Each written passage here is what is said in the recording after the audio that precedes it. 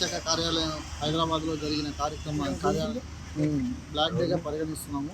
నిన్న రవాణా శాఖ జాయింట్ ట్రాన్స్పోర్ట్ కమిషనర్ రమేష్ గారి మీద auto union president Ahmadullah Khan ఒక అవాంఛనీయ సంఘటనకు పాల్పడి సారి మీద దాడికి ప్రయత్నించారు. దీని మీద అతన్ని చర్యలు తీసుకోవాలని రాష్ట్ర వ్యాప్తంగా అన్ని రవాణా శాఖ కార్యాలయాల్లో రెండవ కార్యక్రమాన్ని నిర్వహిస్తున్నాం. ఈ కార్యక్రమాన్ని జయప్రదం చేయాల్సిందిగా కోరుతున్నాం. రవాణా శాఖ కార్యాలయం హైదరాబాద్లో జరిగిన కార్యాలయం బ్లాక్ డేగా పరిగణిస్తున్నాము.